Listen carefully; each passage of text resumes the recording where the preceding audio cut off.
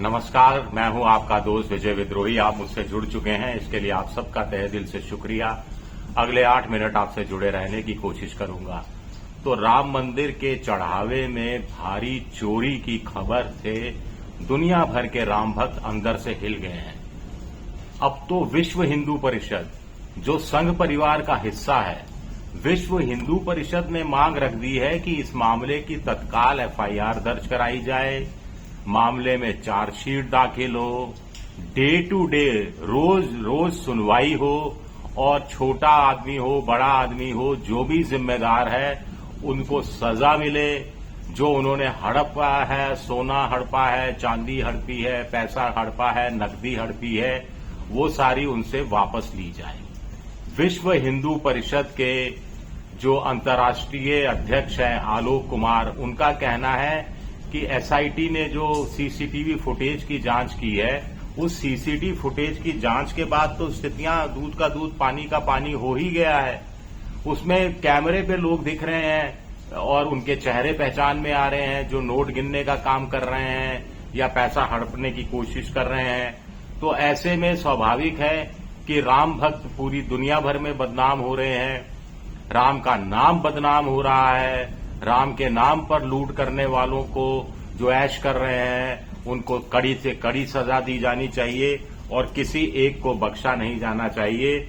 इसीलिए उनका कहना है कि एसटीएफ आगे एसआईटी अपनी जांच आगे करे, लेकिन इससे पहले एफआईआर दर्ज कराने लायक सबूत हैं, पर्याप्त सबूत हैं, विश्व हिंदू परिषद का कहना है। मैं ये बात विश्व हिंदू परिषद की गौर से इसलिए आपको बता रहा हूं क्योंकि बीजेपी और आरएसएस के गले की फांस बनता जा रहा है राम मंदिर के चढ़ावे में चोरी का सनसनीखेज मामला। अब तक देखिए एक लोग सामने आ रहे हैं। पहले सिंधी समुदाय सामने आया था, जिसने कहा 1 किलो की 200 चांदी की ईंटें, यानी 200 किलो चांदी एक तरह से दी गई थी। 26 जनवरी 2021 को चंपत राय को सौंपी गई थी, लेकिन उसका हिसाब किताब नहीं है। अब गोरखपुर के सराफा व्यापारियों का कहना है कि उन्होंने करीब 40 किलो चांदी की ईंट मंदिर निर्माण की नींव रखने के लिए दान स्वरूप दी थी और साथ ही साथ एक चांदी का काग भुसंडी भी दिया था। एक पक्षी है, काग है, पक्षी है काग भुसंडी चांदी का, वो भी दिया था, वो भी गायब बताया जा रहा है। इससे पहले देखिए ऑडिट में 6 साल पहले ऑडिट में भी इस बात की चेतावनी दी गई थी कि अत्यधिक अव्यवस्थित है, गैर पेशेवर है सारा माहौल, दान और लेन देन का कोई व्यवस्थित रिकॉर्ड मौजूद नहीं है, जिससे पारदर्शिता को लेकर गंभीर सवाल खड़े होते हैं। विश्व हिंदू परिषद का सामने आने के बाद अब क्या चेहरा बीजेपी कहां छुपाएगी, आरएसएस कहां छुपाएगा? अभी तक तो बीजेपी के प्रवक्ता कह रहे थे, कुछ नेताओं ने भी कहना शुरू कर दिया था कि क्या फलानी दरगाह में चोरी नहीं होती, क्या फलानी दरगाह में जो चढ़ावा चढ़ाया जाता है वो चोरी नहीं होता क्या? कुछ लोग इस तरह की बातें कर रहे थे। कुछ लोग ये कह रहे थे कि जो मंदिर गया नहीं, जो राम मंदिर के में पूजना उपासना करने अर्चना करने गया ही नहीं, उसको हक ही नहीं है ये सवाल उठाने का। ये अजीब तर्क है। खैर चलिए,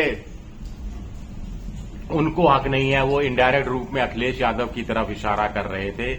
लेकिन विश्व हिंदू परिषद के जो अंतर्राष्ट्रीय अध्यक्ष हैं आलोक कुमार, वो तो राम मंदिर गए हैं ना। विश्व हिंदू परिषद के पदाधिकारी तो गए हैं ना।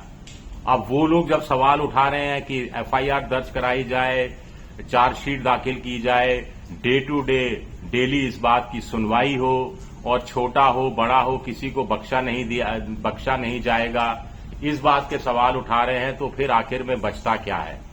संजय सिंह राज्यसभा के सांसद, आम आदमी पार्टी के नेता, वो बहुत पसीना बहाते रहे हैं पिछले 6 साल में। उन्होंने एसटीएफ से कहा वो मिलना चाहते हैं, एसआईटी से कहा मिलना चाहते हैं, और एसआईटी ने तब मिलने का समय नहीं दिया। उसके बाद वो मिलने गए और 13 मिनट में 12 सबूत देकर आए। 2 करोड़ की जमीन इधर खरीदी 2 करोड़ में, इधर बेच दी 18 करोड़ में। 55 लाख की जमीन इधर खरीदी, 55 लाख रुपए में इधर बेच दी 3, 4.5, 5 करोड़ रुपए में। ये हो क्या रहा है? और 4 स्तर पर हो रहा है। जब राम मंदिर को लेकर आंदोलन चल रहा था 90 के दशक में और देश भर से शिला पूजन के लिए शिलाएं, ईंटें मंगाई जा रही थी, ₹1.25 की बात कही जा रही थी कि कम से कम ₹1.25 ईंट के लिए दान दें लोग। उस समय भी निर्मोही अखाड़ा ने, मुझे अच्छे से याद है, चंदा चोरी का, ईंटों की जो सप्लाई हुई उसमें चोरी का बड़ा आरोप लगाया था। तब मेरा पिंडवारा भी जाना हुआ था। राजस्थान के सिरोही जिले में पिंडवारा एक जगह है जहां पर राम मंदिर के लिए पत्थर तराशी का काम चल रहा था। 3 वर्कशॉप चल रही थी। वहां मैं एक वीएचपी के नेता से मिला था जो बजाजी कपड़े की दुकान करते थे। उन्होंने भी ऑफ रिकॉर्ड स्वीकारा था कि चंदे को लेकर पारदर्शिता नहीं है।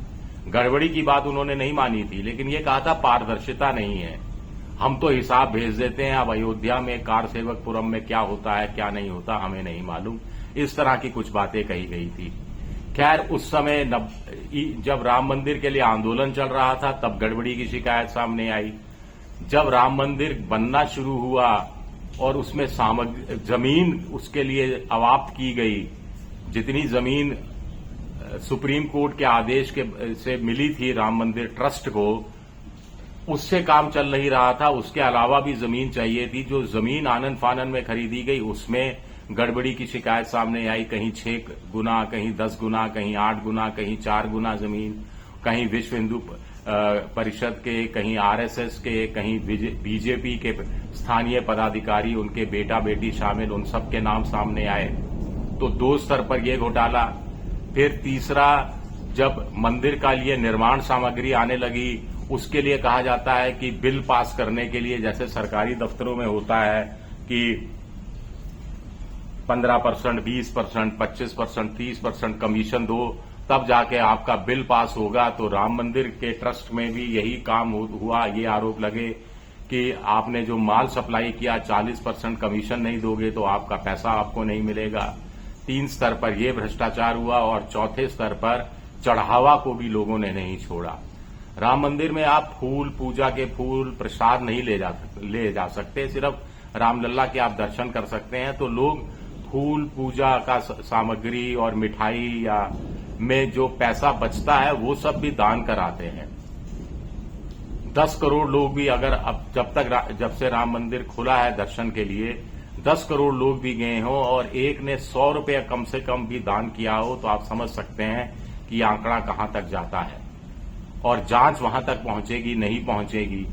सबसे बड़ी बात है कि आरएसएस के बड़े नेता हों, चाहे बीजेपी के बड़े नेता हों, चाहे एनडीए सरकार के बड़े नेता हों, सबके लबों पर ताला लगा हुआ है। ये सबसे ज्यादा अफसोसनाक बात है।